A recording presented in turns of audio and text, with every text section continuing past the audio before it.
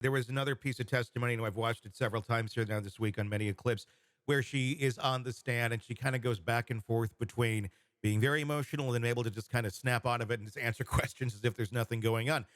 One of those questions and one of those points was asking about the gun. Where was it? In a laundry basket, loaded.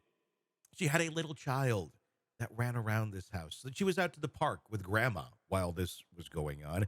I mean, the argument can be made like that's insanely irresponsible, but also who has a loaded 45 sitting in the laundry basket right there? I don't know that it was premeditated or she's just a very paranoid, impulsive person, considering she has a weapon here, a weapon there, and some people are just gun people like that. Maybe that's the explanation. What's your take? Yeah, I mean, to your question, who has a loaded 45 in a laundry basket? It could be someone who has something in mind that they're going to do to try to get free from an abuser, Mhm. or it could be someone who is so traumatized and scared that something could happen Yeah. during this pivotal event in their relationship that she had to have something nearby. I agree. I mean, that's why I can see both sides on this damn thing, and I'm arguing both sides in every interview that I'm doing this week because I don't know what to think. I can understand it from hers because again, I think Doug was a shitty, abusive person. The story of him shooting the gun into the air. Who the fuck shoots a gun into the air in their home to make a point or to get somebody to be quiet unless you're really unhinged and you don't have much self control? That's extreme behavior and goes beyond normal relationship woes and the responses we would expect. And then when you add to that not only the firearm piece but also the allegation of animal abuse, the No. allegation of suicide threats, it all starts to form the picture that Ashley was trying to paint in terms of her being a battered spouse, and I think does so with some substantiation. But that's the problem because a lot of these things are simply her claims of the animal abuse. I mean, yeah, I mean, you want to piss off a lot of people real quick. Tell everybody that he was abusing the animals. But was he? Do we have any vets that said yes, we saw these animals? It's a claim. It's a claim that she made that he was physically abusive in a previous court hearing. She said that he was physically abusing her when she was trying to get full custody of the kids. And the court said we don't have one scintilla of truth. And on the stand there, she says he was never abusive. So it's another example of her story changing or her exaggerating things to a certain extent. And if you take a step back and go, okay, why would she be doing that? You know, maybe because she hasn't been heard. Maybe because she feels that, well, all these other things that are truly important, but they don't seem to hear that. So maybe I have to say something more extreme to be understood and to be heard. That's why she did it. Is it right? No, I mean, not in the eyes of the law. But, is it justified if you're a parent and you're trying to protect your child? I'd make shit up if I absolutely needed to, if I thought that that person was truly a danger. Thank God I've never felt that way. But if you truly feel like you're not being heard and there's a danger there, yeah, I mean, you're a parent. You're going to do what you need to do to protect your child. So again, I can see it on both ways. Yeah, when you look at it from Ashley's perspective, she's going to say that she has been ignored and dismissed for years in terms of raising these concerns.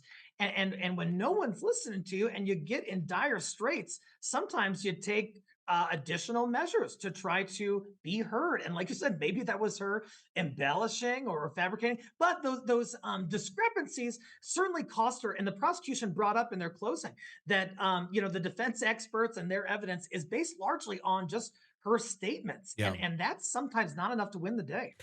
Had she not embellished the way that she has, and she didn't have a track record of embellishing, do you think we'd be sitting here at a manslaughter charge? Or I mean, just on its own merit, just look, battered, this is the experience she had. Was it called for at that moment in time? Probably not, but battered spouse and guys shooting a gun into the air, and he's talking about taking people off the face of the earth just because he heard people in the background of a phone call. And I mean, I think it's understandable to understand where she was and why she did pull that trigger, but it's the embellishments that I think sunk her more than anything else. Tony, I've seen countless times in trials where one side overstates their case and the juries see it. They're not stupid Yeah. usually, and they they usually can sort of tell and sift through what is true and what is BS to a degree. Mhm. And so I think overstating your case is almost always problematic, and that could have been a part of why she was convicted in this case. Well, especially when you overstate your case and then you start forgetting what you've overstated in the past, because there was a lot of that. There was when she was saying "I don't know" on the stand to so many questions. I don't know that she was saying "I don't know" to what actually happened. I think it was more so "I don't know what I've said in the past" to keep this story going, because there's other incidents of that where he drew the gun at the ceiling. There's a story there where uh one said one time she said he drew it from his waist, the other he drew it from his boot. Um, I don't know. How do you mix these things up?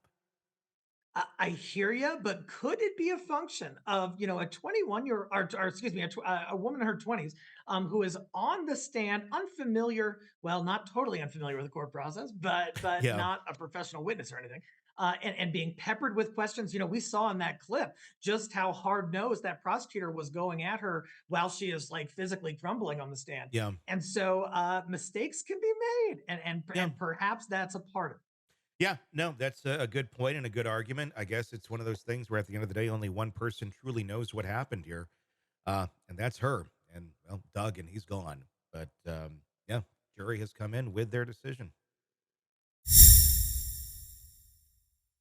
Hey, thanks for checking out the video. Be sure to follow us wherever you download podcasts, and especially Apple Podcasts, where you can get advanced episode and premium content on our premium channel right there. Also, be sure to follow us on social media so you don't miss any breaking updates on the stories that matter to you most. We're on TikTok, X, Instagram, Facebook. Just search Hidden Killers Podcast with Tony Brueski, and you'll find us right there. Again, thanks for watching.